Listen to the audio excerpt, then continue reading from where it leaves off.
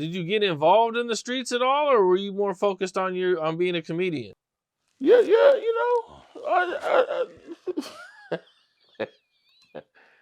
you know, you know, we were spoiled kids that did wrong shit for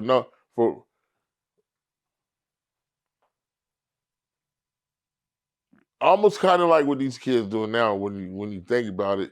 Because I grew up with a mother and a father. My father drove a Jaguar in '79. They family did good. They worked. All these people around us worked. We didn't have a care for nothing. So the only reason why we was involved with the streets was for the women.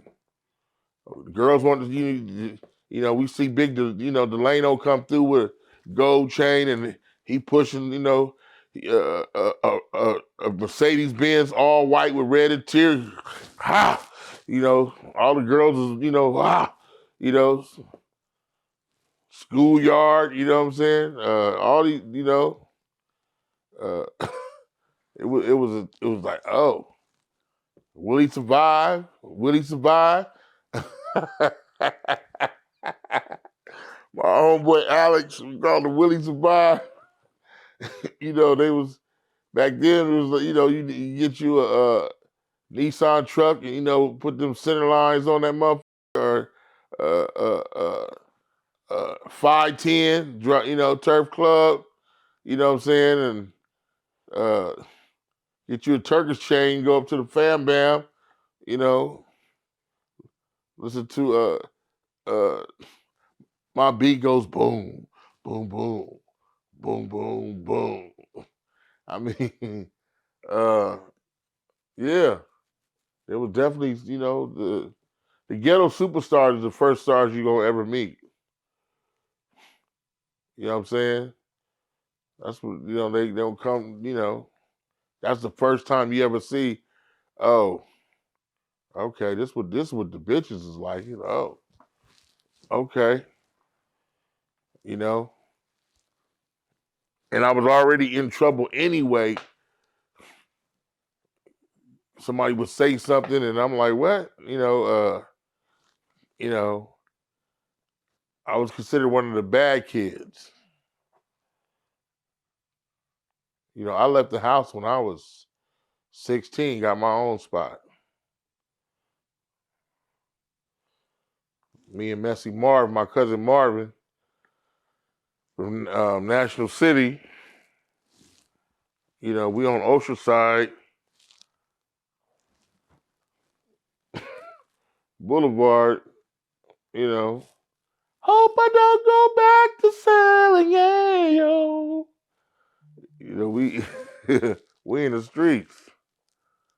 And they like, hey man, I had to stop because my father used to get on me about my fractures. I didn't know my fractures. Like, man, you don't need these. I was like, somebody know these damn. Well, I would. Somebody want an eighth. I'm like, what the fuck an eighth? What's an eighth? An eighth? What an eighth look like? Think you up the cocaine? Damn.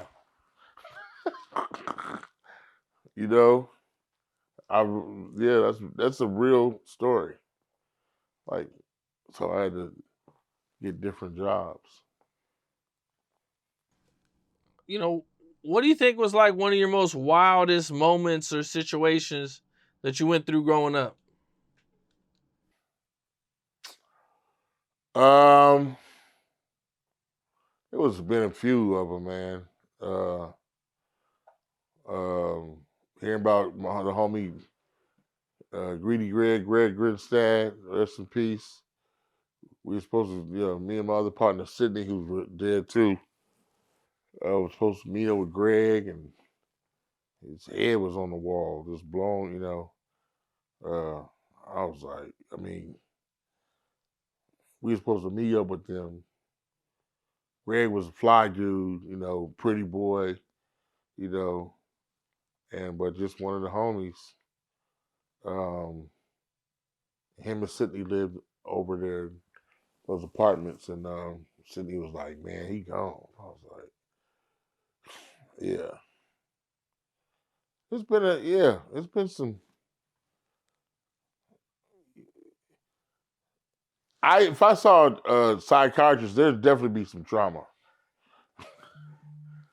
I'll definitely, I'll definitely have some trauma. I mean, but you kind of just tuck it away, and like I don't think I've ever mentioned only to a couple of people that know about the situation.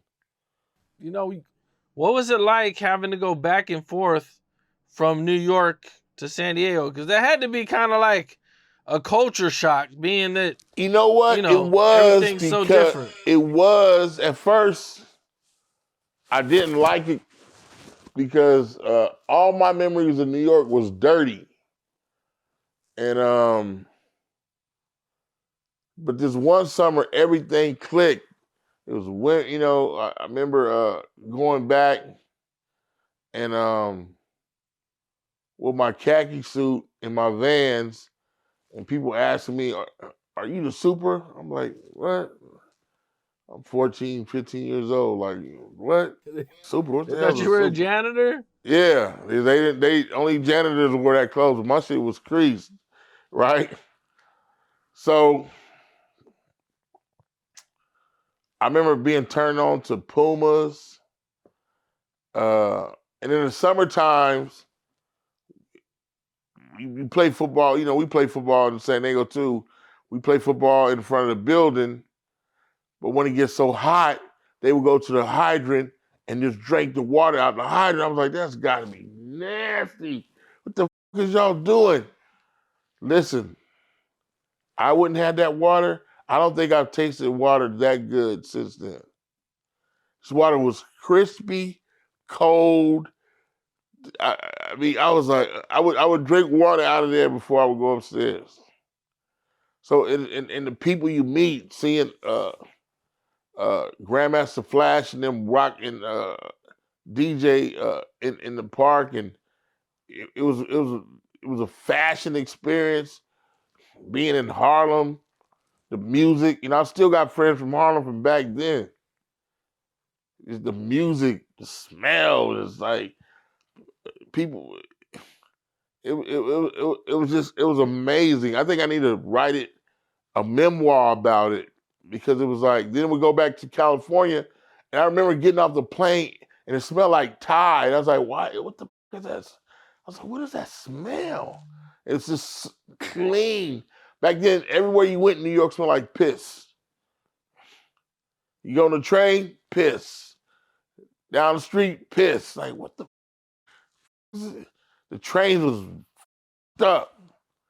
The RT was up. Painting everywhere. The lights and shit be blinking off and shit. And so you got this California kid on a train, with my uncle. My uncle, he's smooth as a motherfucker. I'm trying to keep up with this motherfucker and look at everybody. First thing he says, Faizon, don't look nobody. Just follow me. And I'm looking at everybody because these are some characters. Like this nigga coming on doing this. It was motherfuckers with the spot. It was everything. It was every New York was everything California wasn't. Everything. Every kind of weird mother you was gonna see. Um, every kind of ethnicity, everything was there. I was like, it just blew my mind. I was like, whoa. And then you start to get used to it, and then these people become, you start interacting with them, and you know, uh, you know, um, it, it blows your mind, and I think most kids should do that. I want to do that with my daughter. Send her, some places and blow her mind so she can adjust. I would get back to California. I'd be like, yo, these is Pumas. Yeah, that's what they wearing in New York City. You know what I'm saying? I got suede Pumas. My first pair of Pumas was burgundy and white, and I had the all white pair. Oh, it's like, oh man. It was just, the fat laces. You know what I'm saying? The Kango. Niggas in California was like, the f- is wrong with you? What is this? What is this? What is this? Then they saw it on started seeing it in rap month. I had a name belt with my name on it. And back then in New York, you had to wear it a certain way. You had to put the name belt on, but you don't buckle the first one. You let the motherfucker hang. You know what I'm saying? It was a cold experience. It was cold. What's up? This is Cam Capone. We got more content like this coming soon, so hit that like button, subscribe, and stay locked in to Cam Capone News.